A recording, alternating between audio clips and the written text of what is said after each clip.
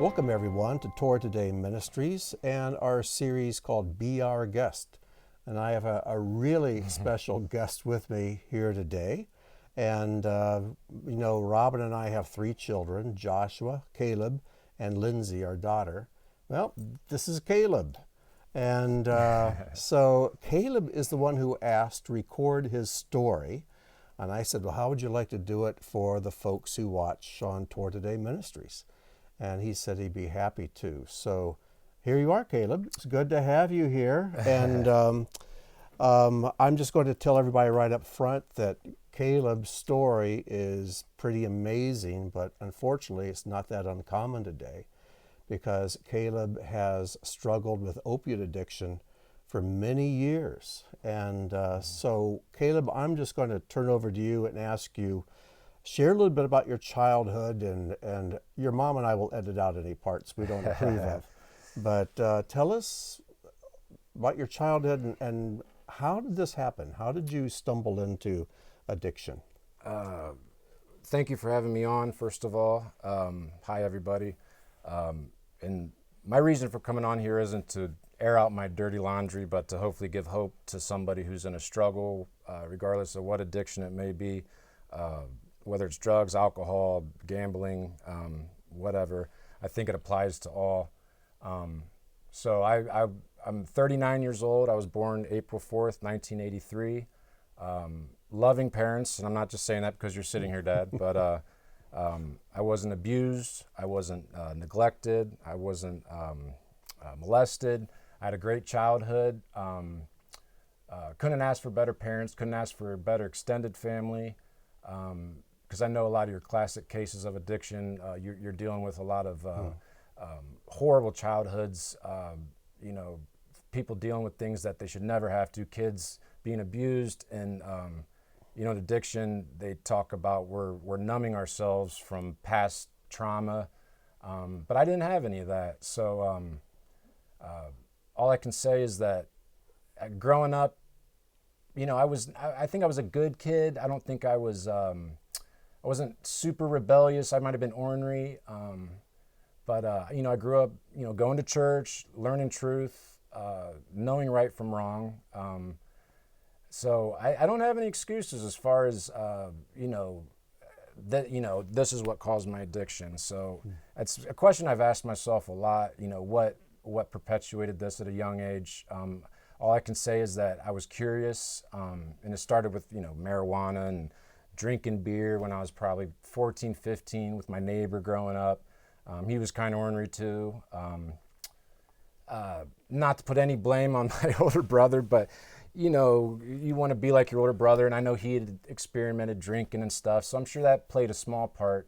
And the fact of the matter is I liked it and knew right from wrong, but I guess that enjoyment or that euphoria that I felt trumped the consciousness I had. And we were talking at dinner before this podcast that I said, one of the most dangerous things that can happen to a person is getting comfortable screwing up and messing up. And that horrible feeling that you get when you do something wrong, that's important, and you should listen to that, especially when you're a child, because the more you ignore that bad emotion that you feel when you know you're guilty or you're doing something wrong, that gets quieter and quieter and quieter to where you expect it out of yourselves. You think other people expect you to screw up, and it doesn't. That horrible feeling you get doesn't feel so horrible anymore. It just becomes common. Yeah. And I'm a classic case of that. Yeah. Well, we hear in the news all the time about so many people dying from overdoses to opiates, fentanyl, and things like that. And that's a world you became very familiar with. You've lost many friends, school chums, and other friends, acquaintances to addiction. Okay, tell us a little bit about opiate addiction itself and how it works and what your story is in regards to this horrible drug. A majority of people, I think, it's very innocent. They were prescribed prescription drugs from a doctor for, maybe a car accident or an injury. And then I think there was many years there in the late 90s and early 2000s where doctors were overprescribing people. Maybe it was a naive thing. Either way, it was happening. And, early 2000s when I was in my younger 20s was when I first started experimenting, probably 22, 23, Vicodins and Percocets, small dose opiates. And they were very, very easy to acquire.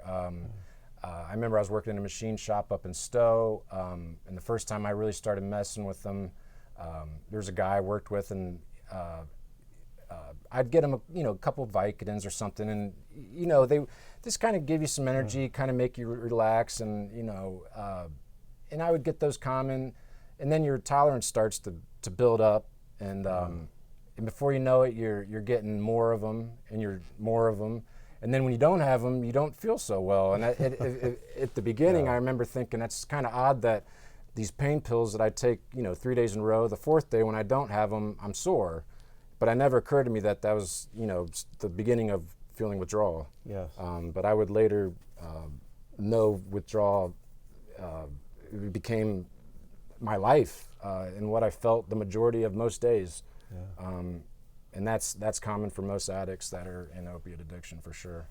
So this addiction, I know, has cost you a lot. Can you share a little bit about the suffering that you've gone through? And I know you've opened up to your mom and me many times about, you've always been brutally honest about your addiction. You never tried to hide it. And when I would ask you, you were always honest and open up to me. So I feel comfortable asking you to share with our viewers. Yeah, this has taken over half of my life. I'm almost 40 years old.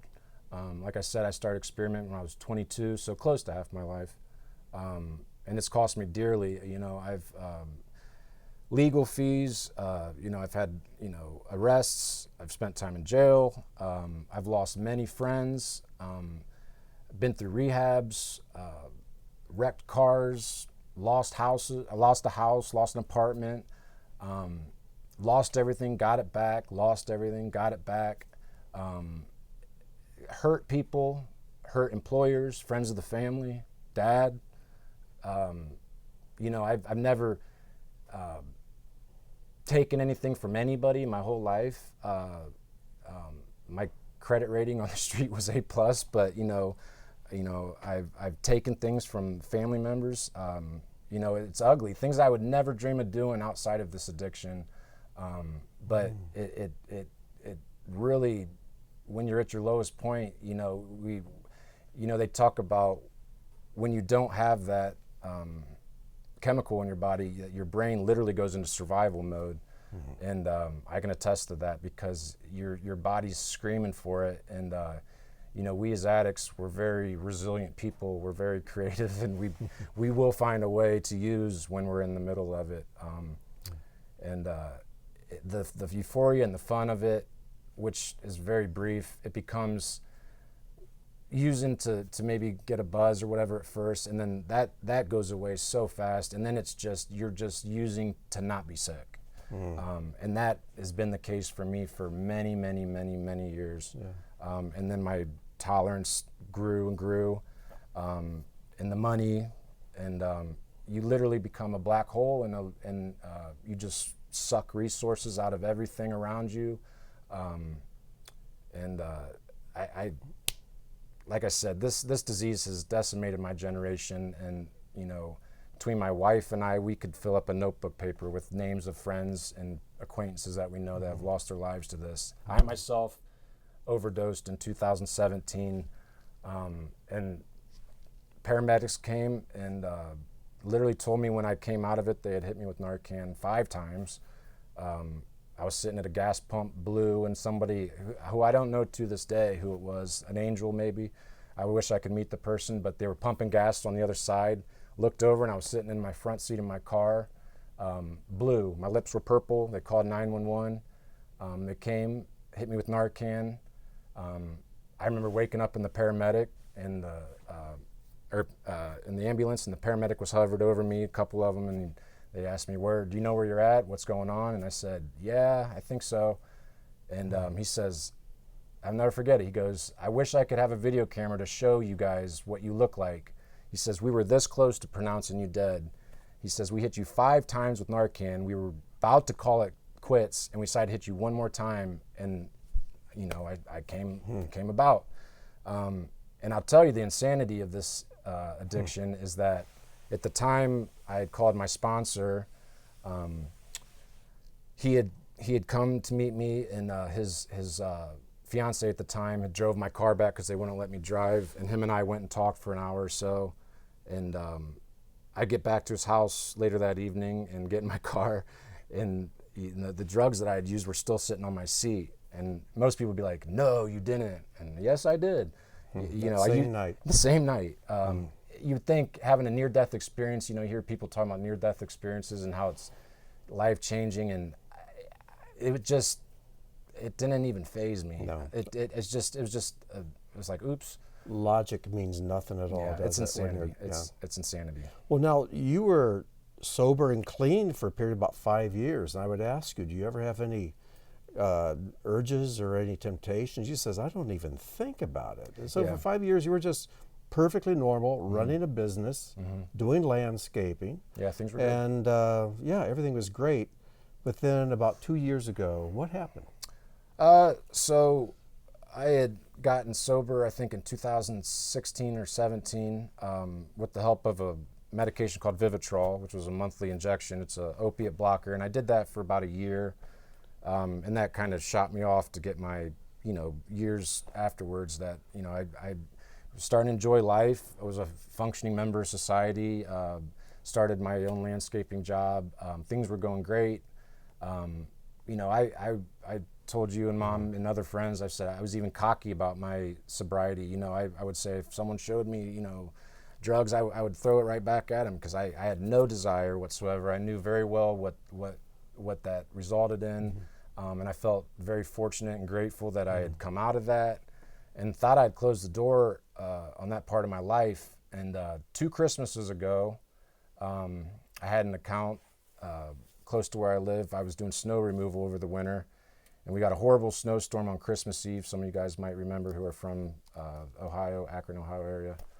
I was out there Christmas Eve, I think 10, 11 hours shoveling snow that night. And then the next day on Christmas Day, I was out there 10, 11 hours, and my back was just done. And I had to call a family member, a distant family member, to come help me because I couldn't even finish doing my account. And no blame towards him whatsoever. He had no clue about my recent past, and he had offered me a couple Percocets.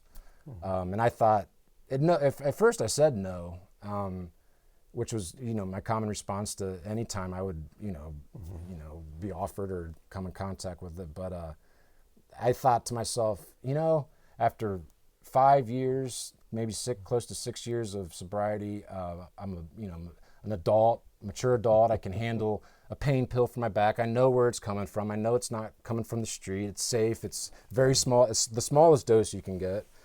And I thought it was absolutely innocent. There was no part of me that was trying to get a buzz on. I just wanted relief for a sore back. Yeah, so you could finish your work.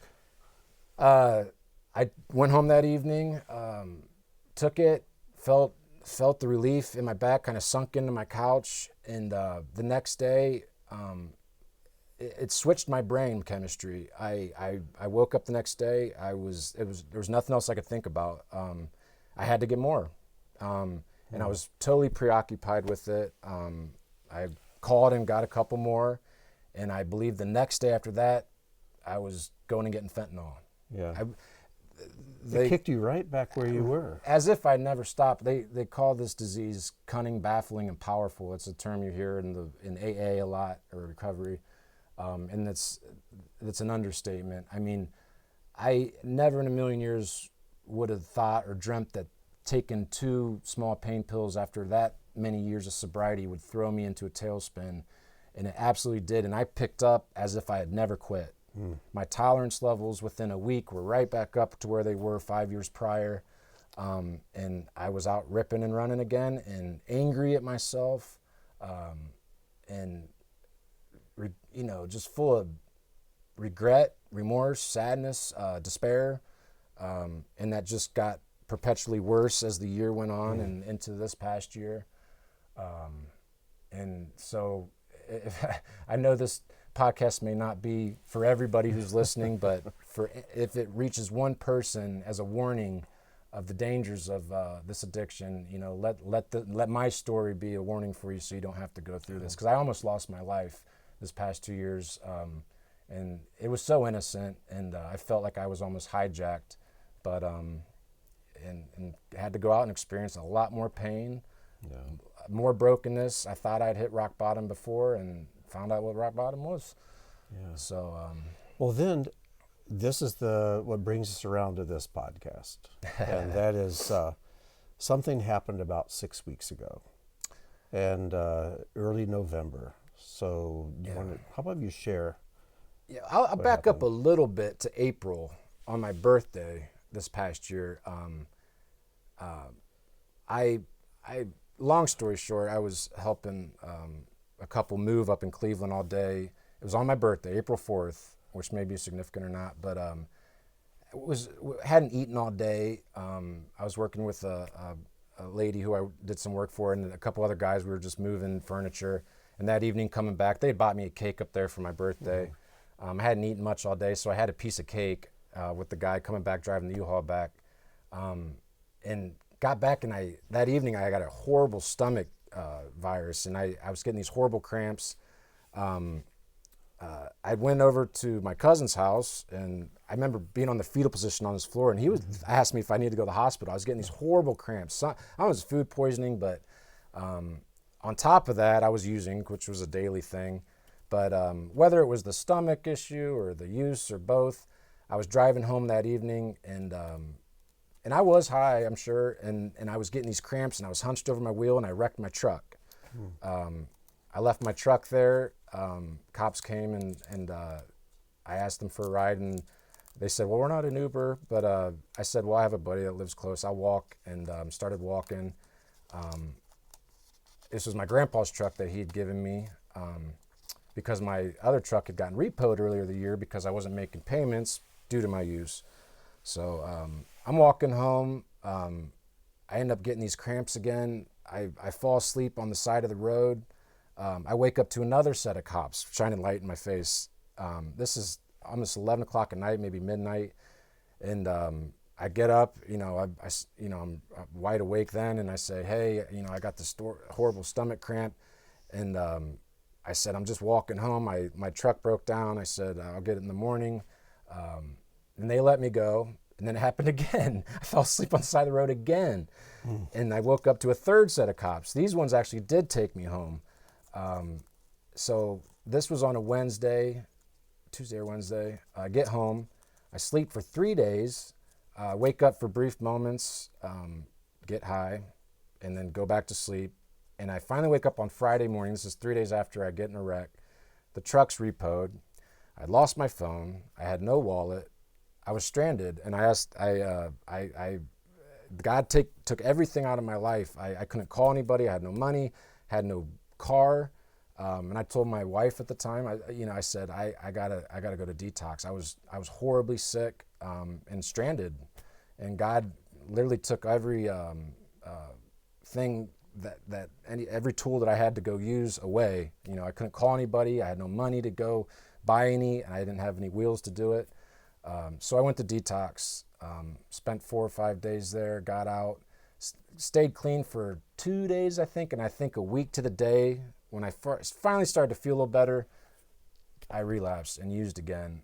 And the reason I share that story is because at that point is when I lost all hope, because I had been out at this time for another 1.5 years and attempted to get clean, and then once you fall on your face, because when I describe to people what you go through in a detox from when you're a heavy opiate user, it's nothing less than evil. It's the hardest thing I've ever done in my life, and I've done it a number of times. It's a sickness that you can't describe to people. You want to crawl out of your skin. You're throwing up. You're cold. You're hot. take the worst flu you've ever had and multiply that times 10. I mean, that's the best I can describe it. So when you go through that and then relapse after a week, and then I've just given up hope. I just gave up hope. And I accepted it. I just said, I can't get over this. I knew it'd probably take my life at some point, and I've told you, Dad, I said, I knew that at some point this would take my life, and I knew it would be painful to you and Mom and my wife and my family, my grandparents. But I thought, at this point in my life, I felt like a liability to others. I wasn't contributing anything. I was just taking resources. Felt like a loser and a mess up, and I figured they'll get over it. They'll move on with their lives, and I'll take this hurdling block that I felt like I was. It would be removed, and you guys could all move on and be happy. And that's really how I felt. It wasn't self-pity. It was wasn't just a self-pity. fact of life. Yeah, it was just the byproduct of my use and despair. It's just absolute. My future was bleak, and I had no hope. Hope was I always held on to a shred or a hair of hope, and at this point it was removed. I had no hope, and I accepted that. And then what happened? November 3rd, about 6 weeks ago, I got a call from Dad, and at this point, it was just a matter of time. My wife was super concerned for good reason. My mom, uncle. And I have to give credit to my uncle for coming down here and talking to you and Mom. But my dad called me on November 3rd and asked me if I would please go back into detox because he and my mom and my wife, my uncle, they all, knew that I was going to die and were prepared for that call. And I couldn't even argue with that because I was prepared for it myself. So. And I remember telling you, Dad, I said, I promise I'll never go back through there. But I said, I'll do it for Mom and I'll do it for Felicia because I love them and they're worth it. And I said, I won't go today, but I'll go on Friday. And I just, at that point, I was like, God, if this is out of my hands, I don't have the strength to do this, but if you're real, then I'll trust that you can do this. And but I wasn't expecting much, I'm not gonna lie. So you picked me up that Friday morning. I went into detox, not expecting much at all, and that's when it started. Went through it and got out 5 days later and came down here. So yeah, you called and said, hey, can you come pick me up and can I finish up at your house? And so picked you up, brought you here. Yeah. In fact, where we're recording right now is in the same room where you were sleeping, right over there, or not sleeping. Or not sleeping. But something happened then. Yeah. One night, I know your mom and I, we were in bed in the middle of the night, and you come knocking on the bedroom door, and you come in and tell us what happened. Once again, I'll back up just a little bit. During my first or second night in detox, which I can try to describe it in words what you go through, but you really can't. It's hell. It's hell. Yeah. It's living hell. You're sick. It's a depressing place. It's not comfortable. It's like the dying hole. But I remember my second night in there, I was all alone, and I asked God. I said, God, if you're real, will you please remove this addiction from my life? And it wasn't the first time I prayed this, but everything in my soul was like, if you have empathy, take me or take this addiction, but I can't go on like this any longer. And probably the most genuine prayer I've ever prayed, because up to this point, even though learning from you, Dad, and all your teachings and Beth the Coon, I've always believed in God, but I've questioned his existence and asked him to reveal himself to me personally ever since I was a kid. And although I'm sure he has, when I look back at my life and things that have happened and what he's brought me through and out of and protected me from, there's no doubt that he exists, but he definitely made himself known after a week when I came back here. So I had been out of detox for 2 days. I was there for 4 days, 5 days, came down here a week to the day. It was Friday. We had a beautiful Shabbat dinner. I finally was starting to feel good that evening. Had a nice dinner. Afterwards, we had a nice talk with the company. They had left, and Dad had given me a good book, and I came downstairs and was at peace, and it was a beautiful night. And I remember talking to my cousin Daniel, and he had prayed for me over the phone, asking that this would be an amazing Shabbat for me and the family, and that God would just, give me comfort. And he prayed for me, and I can't help but think that that's what kicked all this off. But I came down here. I sat on that couch about 20 feet away, and I was reading my book. And the best way I can describe it is I felt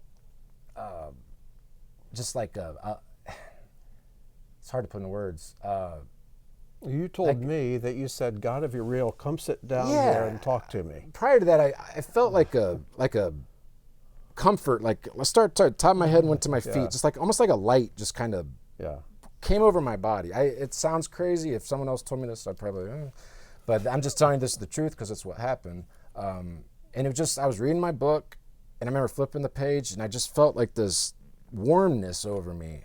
And I kind of sat up, and I kind of snickered to myself, and I said, might as well just come on in and have a seat. Let's have a talk. And I said it out loud, and because I felt like God's presence around me, and I knew He was in the room. And I said, I know you're here, and I had never felt like this before. I said, let's have a talk, because I've been wanting to have this talk for a long time.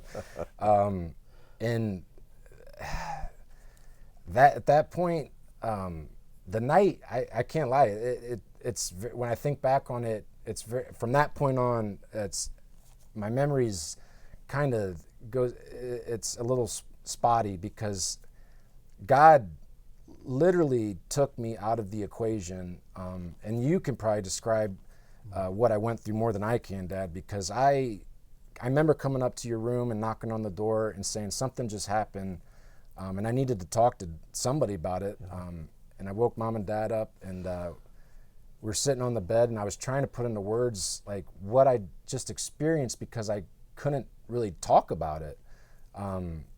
And the best I can describe it is, I know, Dad, you mentioned what I went through, and I can't help but think that that's the case. I went through a physical detox and went through a spiritual detox afterwards, because I felt I was going on 7, 8 days of not a drug, not an alcohol, nothing in my body. So this wasn't due to the side effects of something, but what happened to me was crazier than any drug I've ever taken in my 39 years, and I've taken a lot. But God literally took me on a trip, and I don't know what else happened for the next couple hours, because I was on this beautiful trip that He took me on, and I will never be able to describe it to anybody else. Well, I remember you shared that He took you back to the time you were born, even before you were born, and kind of showed you your entire life. I went back in time. I went forward in time. I went up. I went down. He showed you that He was with you every second of your life. And there's just I can't put it into words. God works in subtle ways, but at this point in my life, I'm a stubborn person. I'm thick-headed. I think it took something like this for Him to really reveal Himself. He answered my prayer, and He absolutely revealed Himself to me, and I'll never question His existence again. Well, something I can add in here is that your sister has an apartment just down the hallway there, and she got up in the middle of the night for some reason. There's a restroom right there, and she happened to look in, and she saw you, and in the next morning, she asked us says, did Felicia, your wife, was she over here last night? We said, no, she wasn't here. And she said, well, who was Caleb hugging? Yeah. And we said, what? She says, I saw Caleb standing there. He had his arms wrapped around someone, and they had their arms wrapped around him. I have no recollection of that. And it's, And I believe her. And there was no one else down here with you. And but needless to say, there was a powerful deliverance, and you've been free 6 weeks now, which isn't a long time. Yeah. But there's definitely a spiritual depth that has opened up in you that your mom and I have seen, and others who know and love you. And you know, Caleb, we've talked about this many times. God takes us through pain, not because he wants to inflict pain, but because he wants to birth something great. Yeah. And out of this, you have this vision for starting something new. What is it? Tell us what it is that you really feel burdened to start. Yeah. You know, I know so many people trapped in this addiction, and the success rate for people that get clean and stay clean is so minimal, and I don't feel, I don't know why I'm allowed to be delivered from this and others are still in it. You know, there's just no magic pill for it. You know, I'm sure it's the prayers of you and Mom and others in the family that have caused this. It's not my own doing. This is a God thing. Because I had given up all hope, and he literally plucked me out of this, and I'll never forget it, and never not feel grateful and have gratitude for it. But I have a heart for people that are dealing with this, you know, and I see this how daunting a task it is when you're in the middle of this, because if someone ends up at a detox center, usually they're on their last leg. It's because all other options have been exhausted, and there's just no other options, and that's when you end up there. And unfortunately, that's when you're asked to do the hardest thing you've ever done in your life and go through something that most people, the toughest people you know would tap out. You're asking people to go through this at the weakest part of their life, and it really takes grit that few have. And for me, it was God that had to help me, because I couldn't do it on my own. I proved that in April. People that are in it know it, and you can describe how difficult a task and how overwhelming it is to think about, you know, going through this and overcoming something that you've done, for me personally, for 20 years. Yeah, I have this beautiful dream of a detox center that, you know,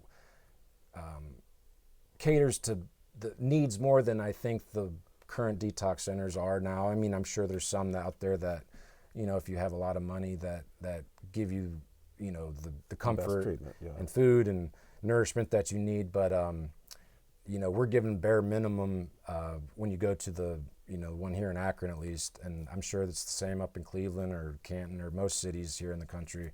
And the fact is that the way we're addressing this addiction is, in my words, unacceptable. When we look at this tidal wave of drugs that are coming across our border and affecting our youth and my generation, and if we ever want to turn this tide, we have to address this differently, because it's just not acceptable. You know, and because if there's anything I know, it's detoxing off drugs and the effects of it, and the way we're addressing it's not confronting the problem. So I just had a vision of a place where people could come and feel welcome, and we really try to take these people in, make them feel comfortable, give them nutrition, give them food, give them a comfortable bed, and cater to the needs that these addicts have, because we kind of treat people that are addicts as, dregs of society or, criminals or whatever. But I'll tell you right now, I know 100 people that are in this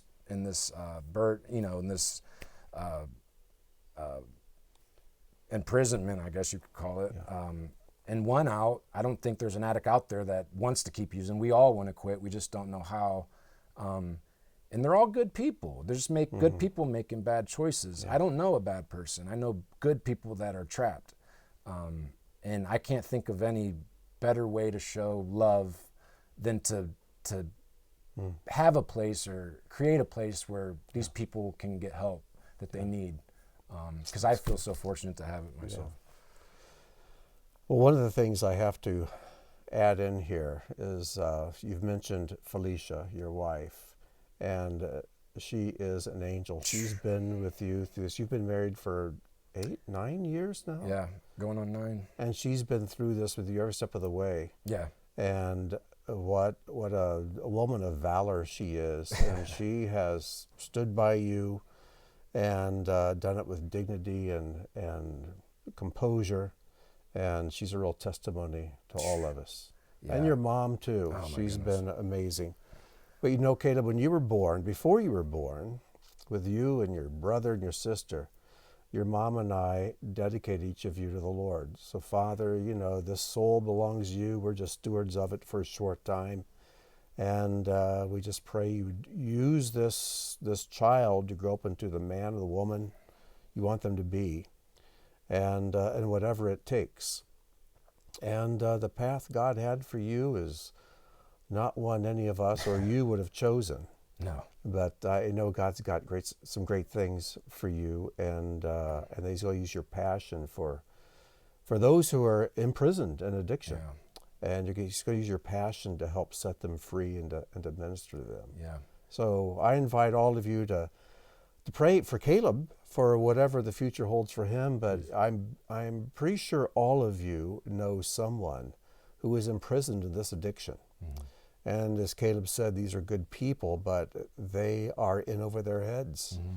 And it's going to take our help, and above all, it's going to require God's intervention to restore their souls. Mm-hmm. So I hope that this interview with Caleb will help spur all of us on to pray and to minister to these people, to love them, to reach out to them, and to do what's necessary to help them get free.